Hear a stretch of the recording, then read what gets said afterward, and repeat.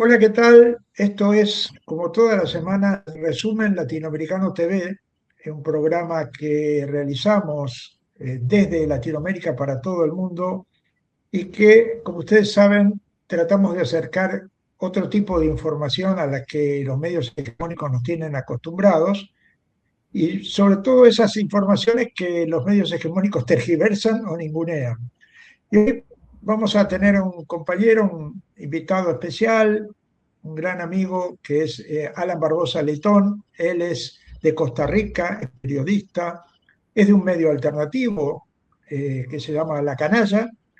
Y con él vamos a hablar precisamente de las elecciones que se realizaron en Costa Rica recientemente, que ganó la derecha. Por lo menos los títulos fueron esos. Ganó la derecha con Laura Fernández como candidata, primera vuelta con una importante cantidad de votos.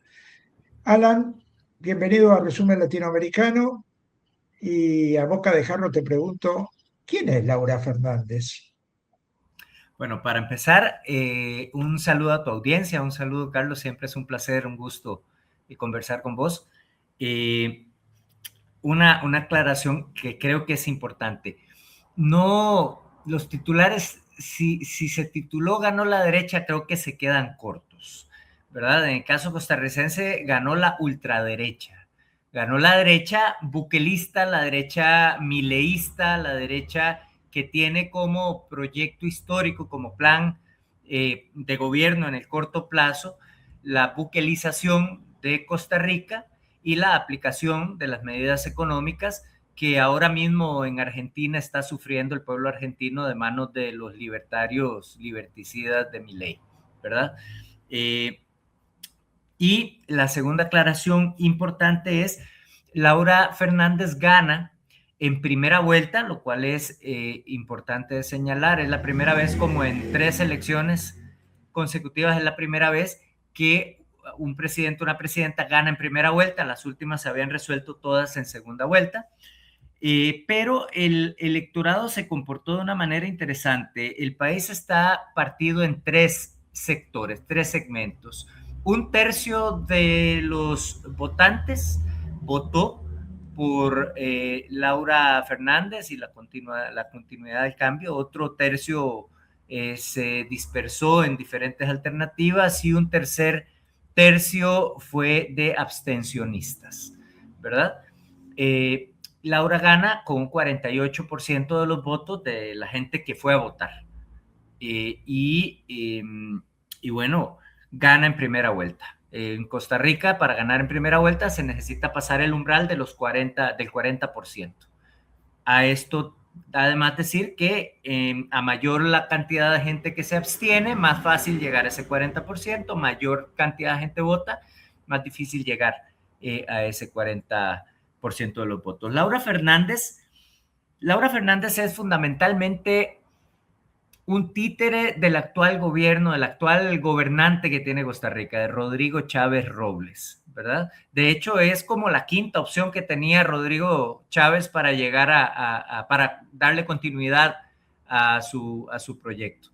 Antes de eso, había perfilado desde su gobierno a uno de sus ministros, el exministro de Obras Públicas y Transportes, Amador, que cayó en desgracia, terminó convirtiéndose en un testigo ante la fiscalía en una de las más de 100 causas que tiene penales que tiene abiertas el presidente por corrupción y por cosas de ese tipo.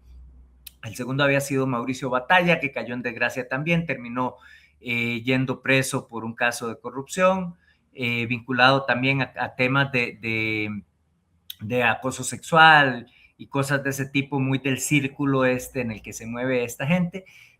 También estuvo en la lista Natalia Díaz, una libertaria dura, que fue ministra de la presidencia y salió del gobierno. Es decir, Laura viene a ser como la quinta opción, la que quedó, ¿verdad? Ministra de Planificación del actual gobierno, y es la que da la cara para que el proyecto continúe, ¿no?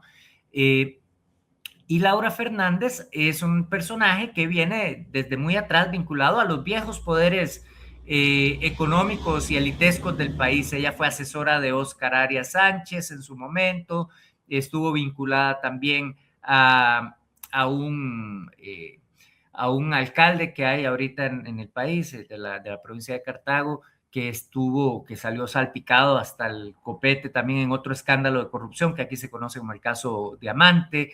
En fin, es un personaje que ha venido siempre moviéndose dentro de estos. Fue muy cercana inclusive al ex candidato presidencial neopentecostal, el fascista, nosotros lo decimos claramente fascista, Fabricio Alvarado.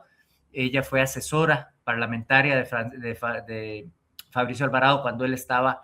Es decir, es un personaje que de novedoso y de renovador no tiene absolutamente un pelo. Lo que sí es que es un personaje muy ambicioso y bastante funcional en este momento al proyecto de Rodrigo Chávez. Dos temas. Una, evidentemente a Rodrigo Chávez le funciona algo de sus propuestas que Laura Fernández recoge, y ese algo tiene que ver, porque me quedé con la palabra buquelización que utilizaste, tiene que ver con lo típico que se usa en nuestros países de que el tema de la seguridad y la delincuencia y todo esto. O sea, ¿Rodrigo Chávez funciona en esa clave y esta mujer hereda eso? ¿O ella es Sí, buquelista por motu propio? las dos, las dos.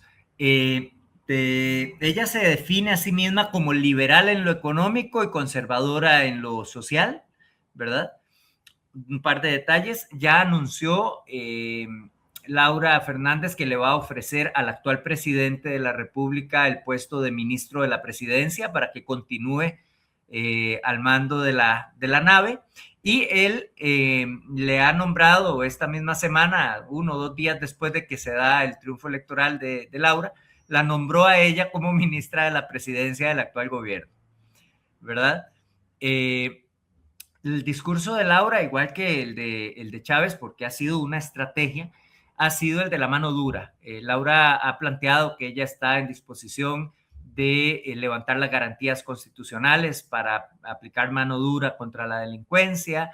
Le va a dar continuidad al proyecto del CECOT costarricense que empezó a construirse con planos del CECOT salvadoreño y con la visita de Nayib Bukele hace pocos días, que vino poquito de una semana antes de la elección a poner la primera piedra del CECOT en Costa Rica, que aquí se va a llamar CACO, Centro de Alta Contención.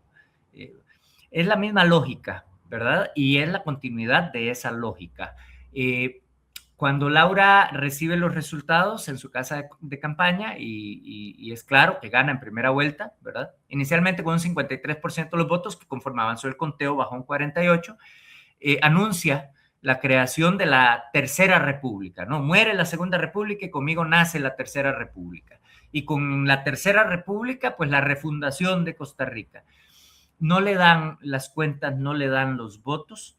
En esta elección se disputaba, sí, la presidencia, que era importante, pero hay algo que aprendieron muy bien en estos 4 años, este nuevo sector de los millonarios de ultraderecha, y es que el sistema de contrapesos que ha construido Costa Rica desde la guerra civil del 48, 1948 a la fecha, es un obstáculo para un proyecto autoritario, ¿sí?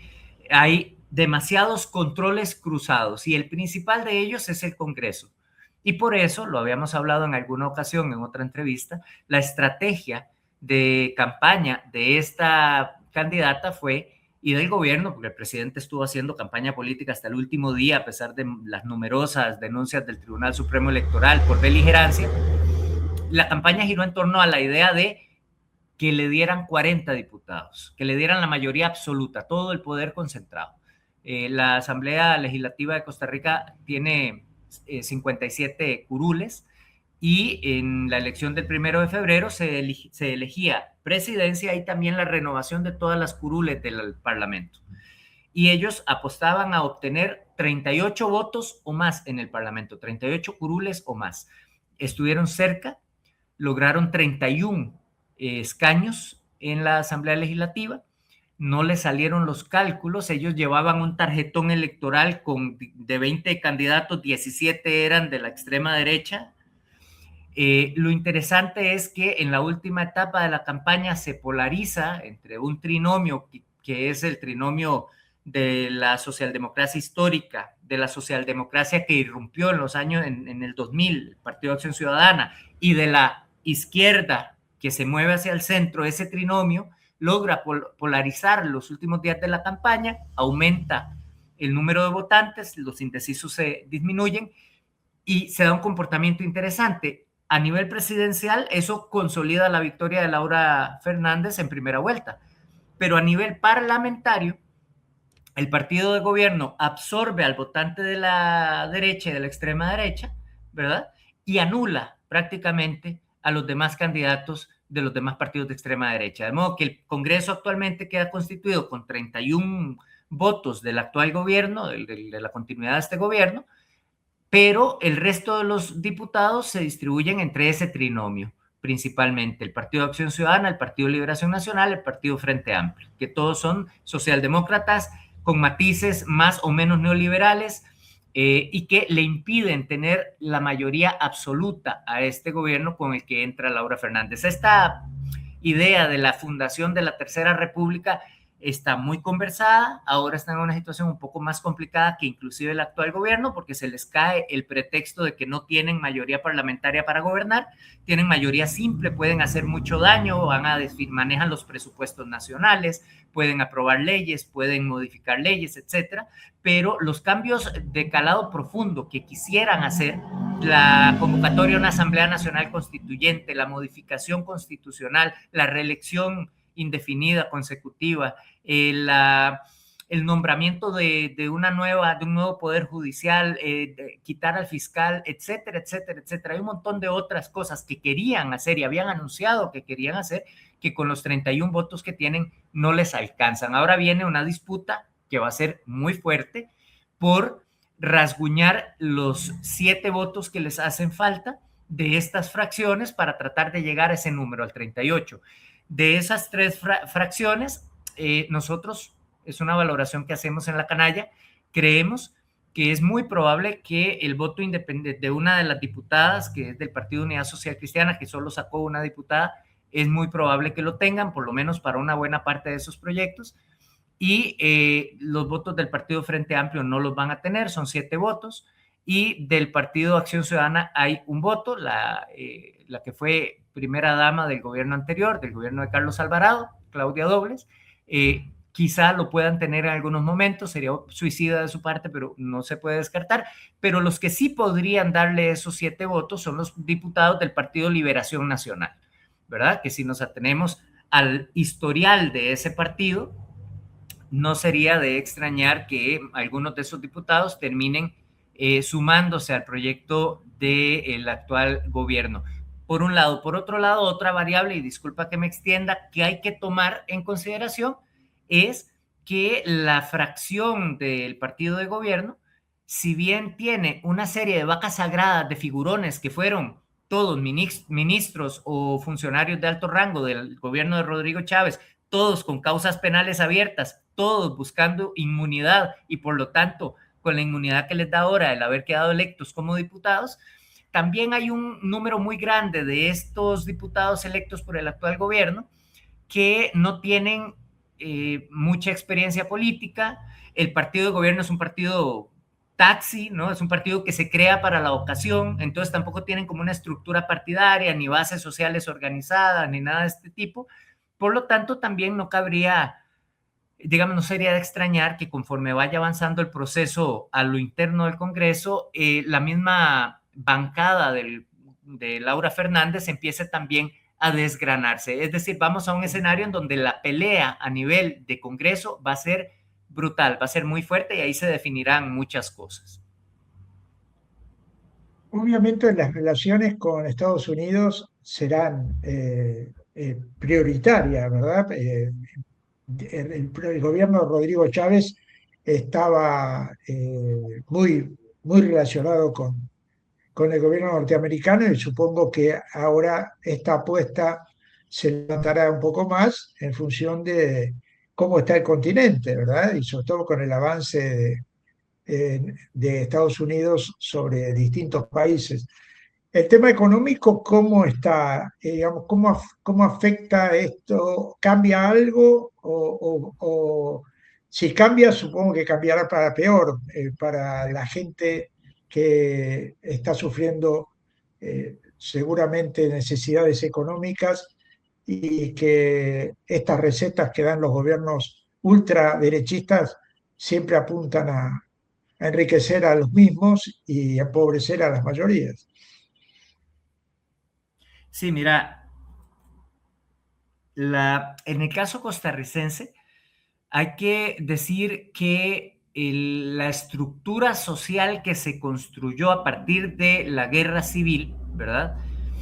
Del 48, creó una serie de instituciones del Estado, instituciones públicas que se encargaron durante más de 40 años de la redistribución más o menos, digamos, eficiente de la riqueza del país, además de un fortalecimiento enorme en aquella época del sector agroalimentario. Entonces Costa Rica producía mucho de lo que se comía, había un sector agrícola fuerte, somos un pueblo de campesinos que viene después de origen campesino, con tierras muy ricas en donde se producía mucho y, y es precisamente con el neoliberalismo cuando entra a partir de mediados de los años 80 al país la corriente neoliberal, por cierto, de la mano del Partido de Liberación Nacional, de un sector del Partido de Liberación Nacional, que empiezan a golpearse estas instituciones, pero son instituciones sólidas, la Caja Costarricense del Seguro Social, las instituciones encargadas del agua potable, de la vivienda, de entregar, de llevar electricidad y energía eléctrica a todo el país.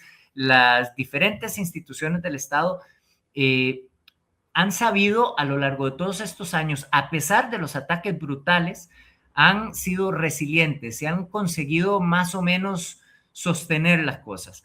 El golpe de gracia lo da la aprobación del Tratado de Libre Comercio allá en el 2007, ¿verdad? Y es, creo, a partir de ese momento en donde el deterioro es más brutal, el deterioro es más, se siente más, se percibe más.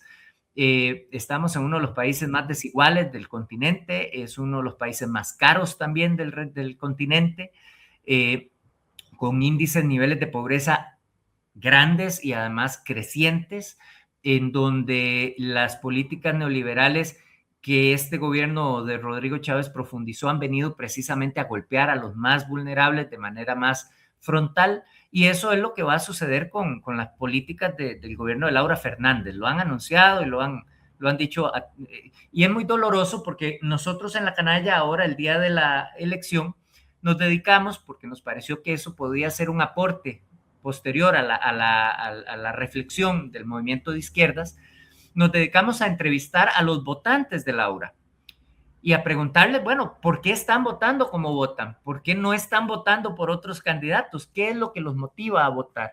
Y todos ellos te señalan efectivamente que quieren que mejore su situación económica, que quieren que mejore la situación de desempleo, que quieren que mejore la situación de la atención que reciben en las instituciones públicas, que quieren que mejore el servicio de la Caja Costarricense del Seguro Social. O sea, es gente que quiere un cambio precisamente porque las políticas neoliberales han venido asfixiando a todo lo que ha sido el Estado benefactor, digamos, el Estado más fuerte, y votan pues contra sus propios intereses, votan por una persona que ha anunciado que viene a recortar todavía más el presupuesto de inversión social y que viene a vender las instituciones del Estado y que viene a hacer lo que hacen los libertarios en el poder, reducir el Estado, dejarlo chiquito y darle rienda suelta a los intereses y a las bajas pasiones de los sectores económicamente poderosos, muchos de ellos transnacionales. La relación con los Estados Unidos, muy cercana. De hecho, en la última visita de Marco Rubio a Costa Rica, en donde se hicieron anuncios y se amarraron cosas, Marco Rubio tuvo una reunión privada con Laura Fernández, ¿verdad? De la cual se hizo pública luego una fotografía. En el caso costarricense, a diferencia del caso hondureño, no necesitaban Claro. una injerencia, digamos, abierta, entonces no hubo pronunciamientos altisonantes ni de Trump, ni de Rubio, ni nada de ellos. Algunos republicanos, de congresistas republicanos que hicieron algunas jugadas como para tratar de incidir, ¿verdad? Como de tirar luces, pero nada grave, pero no es de extrañar. Costa Rica yo creo que hay que leerla a partir de esto y al calor de lo que ocurre en América Latina hay que leerla en clave geopolítica, ¿verdad? Porque consolidando a Costa Rica, consolidando a Bukele y además ahora consolidando a Asfura en Honduras, vuelve a quedar Nicaragua rodeada, ¿verdad? Y es clara cuál es la intención del gobierno de Donald Trump para con específicamente Nicaragua, Cuba y Venezuela. Y Costa Rica entrará a jugar dentro de esa lógica como lo ha venido haciendo y ahora consolidando, digamos, con la validación que les da haber ganado en primera vuelta con un 48% de los votos y tener mayoría parlamentaria.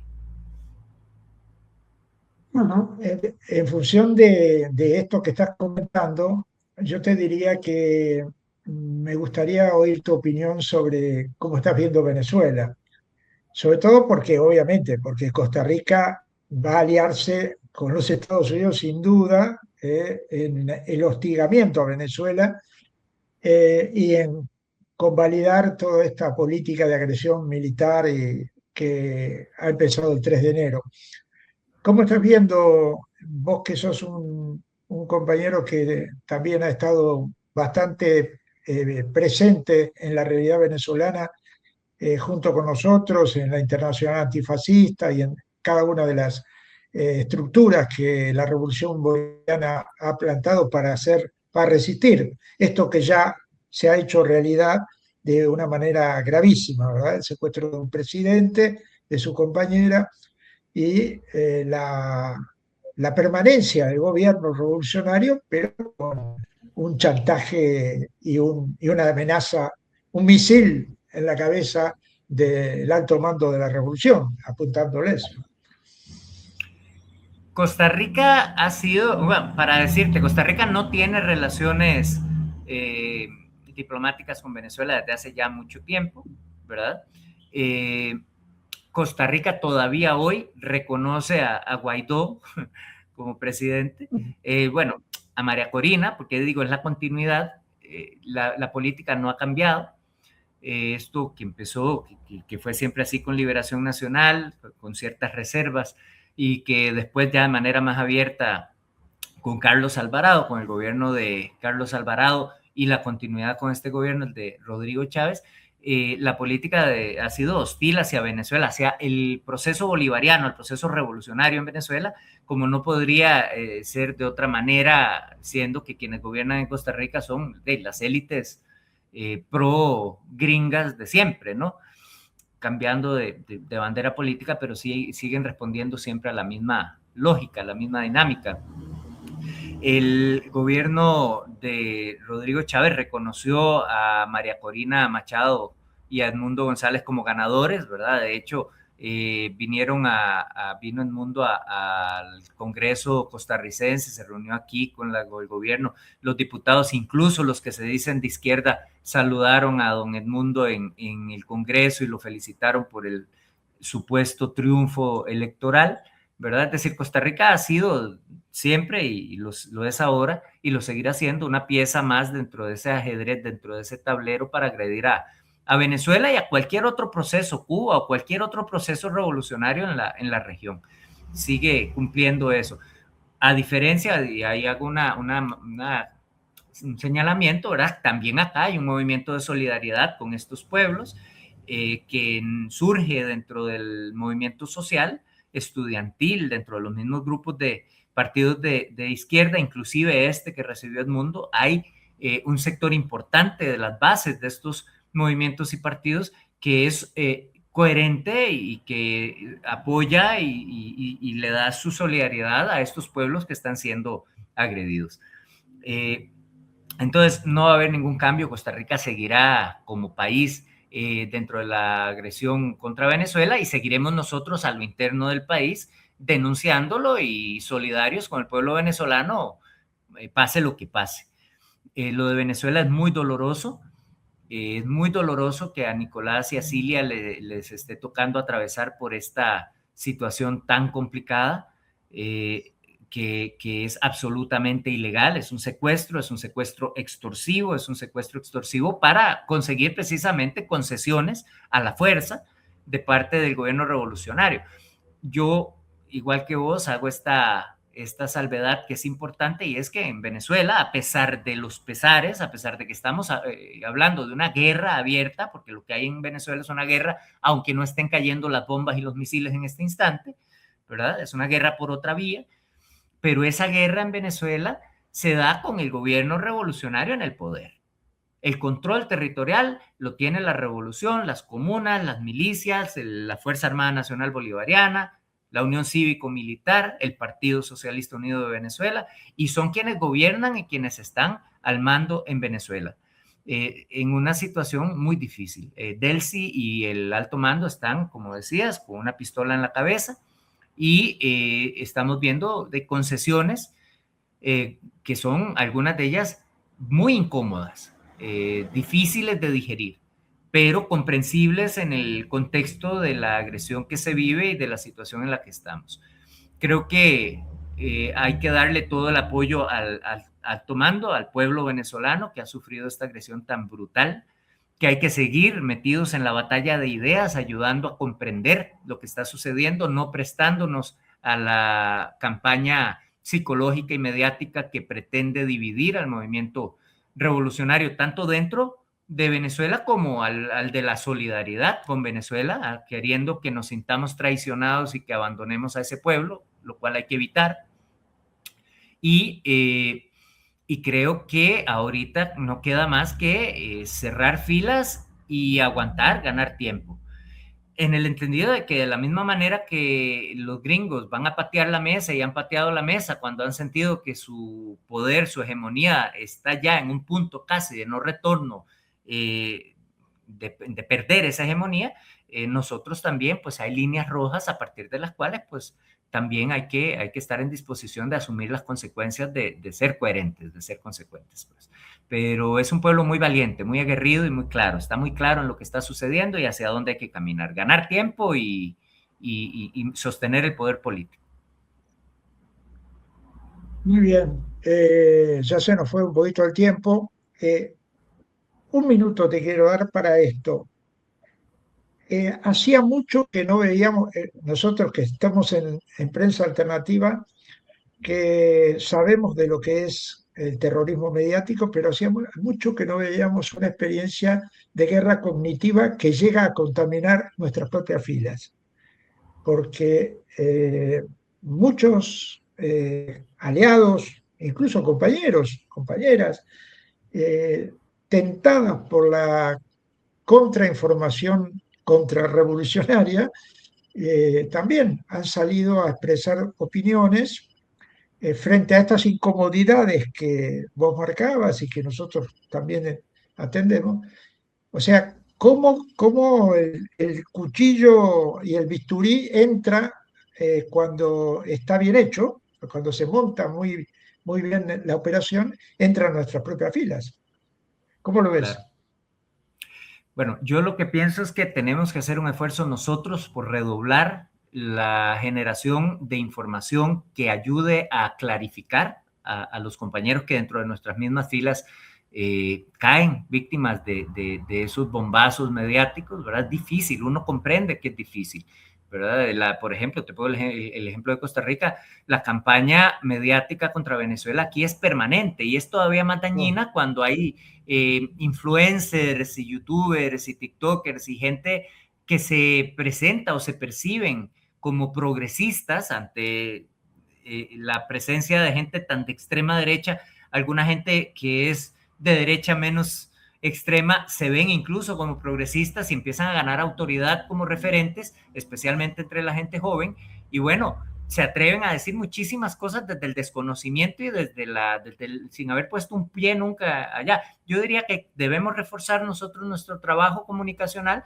pero a la vez insistirle a los compañeros, a las compañeras, a los compañeros que se abran a cuestionar todo, a buscar fuentes y cuestionar esas fuentes, y también que quien tenga la oportunidad y la posibilidad de viajar a Venezuela, de ir a Venezuela, de estar allá, que lo hagan, que no cierren los ojos ante la posibilidad de contrastar la información que reciben, ¿verdad? El pensamiento crítico tiene que seguir siendo un baluarte nuestro de la izquierda, y eso es importante ejercitarlo en la práctica, en la concreta, que no cierren los oídos, que no cierren los ojos y que nos den la oportunidad de polemizar, de expresar, de hablar, de cuestionar lo que está diciendo la campaña mediática, porque es brutal por todas partes, todo el tiempo, y deberíamos de tener la malicia de comprender que esa campaña mediática tan brutal, tan presente, es parte de la guerra, es parte de la guerra cognitiva que precede precisamente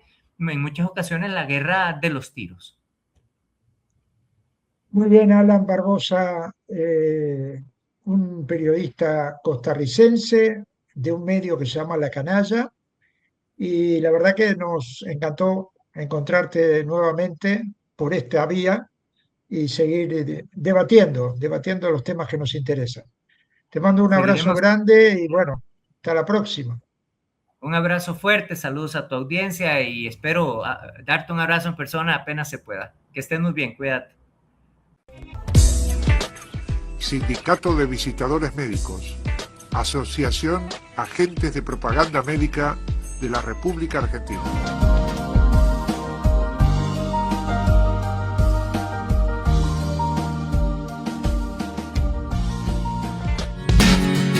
Asociación de Trabajadores del Estado, Central de Trabajadores Argentinos.